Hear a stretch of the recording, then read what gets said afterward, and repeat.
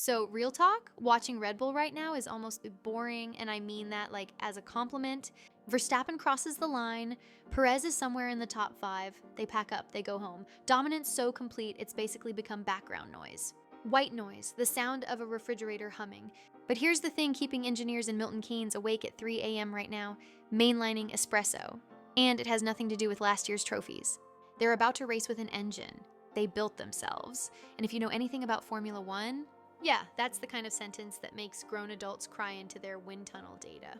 Okay, let's talk about these 2026 regulations. Because this isn't a tweak. This isn't an upgrade package. This is a full-on demolition. Yes, technically, it's still a 1.6-liter V6. But that's basically where the similarities end. We're talking 50% of the power coming from electricity now. The MGUH, that complicated turbogenerator thing that made Mercedes unbeatable for a decade, gone, deleted. Meanwhile, the MGUK, the actual motor that drives the wheels, is jumping up to 350 kilowatts. And all of it has to run on 100% sustainable fuel. So what does that actually mean? It means engine performance isn't about who can build the angriest combustion chamber anymore. It's about software, energy management, efficiency. It's about being smart, not just loud. And here's the kicker. Red Bull has never done this before, like ever. Look, we need to be honest about the Honda era. From 2021 to 2023, Red Bull didn't just have a good engine. They had the engine. Reliable, powerful, and integrated so perfectly with the chassis that it felt like cheating. When Honda announced they were leaving after 2025, Red Bull had two choices. Go begging to be someone's customer again, or take the terrifying route and build their own. They chose terrifying. Red Bull Powertrains launched back in 2022. They built that massive campus in Milton Keynes, hired like 600 people, poached Ben Hodgkinson from Mercedes HPP. By December last year, they'd fired up the full V6. It's real. It's happening. They've got dynos running right now. But, and this is crucial, there's a difference between having smart people and having scars. Mercedes has been doing this for 30 years. Ferrari for like 70. They've blown engines at 3 a.m. on dynos. They've had pistons melt at Monza.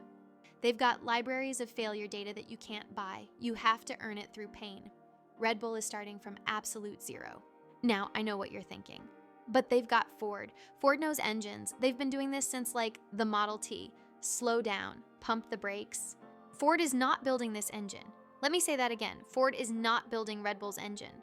Red Bull controls the combustion architecture, the assembly, how it bolts into the car, all of it.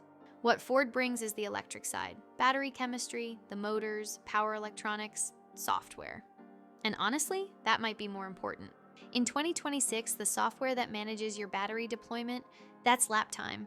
That's qualifying position. That's the difference between P1 and P10. Ford's also helping with manufacturing speed. Some components that used to take like 16 days to produce, now they're doing them in 5 days and shipping daily from the US. That's huge when you're trying to develop something this complex. But when that engine blows up on the dyno at 2 a.m. and everyone's staring at each other in horror, that's Red Bull's problem, not Ford's. Helmut Marko's already said it. They won't have the best engine at the start of this season. And I respect that honesty because, it's obvious. You don't just show up and beat Mercedes and Ferrari on day one. That's not how this works. The FIA has built in these convergence mechanisms. If you're 2 to 4% down on power, you get extra development tokens. If you're more than 4% down, you get even more help. So unlike 2014, Red Bull theoretically can't fall too far behind permanently. But not falling too far behind isn't the same as winning championships, is it? And that brings us to the real problem, the spicy one. Max Verstappen is contracted until 2028. On paper, he's not going anywhere. He's locked in. But, and this is where you need to pay attention, there are performance clauses in that contract. From what we understand, if Max isn't in contention for wins by summer break this year, those exit clauses start unlocking. Max himself has said he wants to fulfill the contract. But here's the thing, 2026 is a reset. New engine, new aero regs, new competitive order. Everything that made Red Bull untouchable last year, irrelevant. Useless. If that RB22 isn't competitive because the power unit is struggling, we're not talking about, oh well, maybe next year. We're talking about the best driver on the grid suddenly having a legal way to look at Mercedes or Aston Martin and just leaving. So is Red Bull doomed? No, come on. They're still one of the smartest organizations in motorsport. They've prepared better than anyone could expect for a first-time engine builder.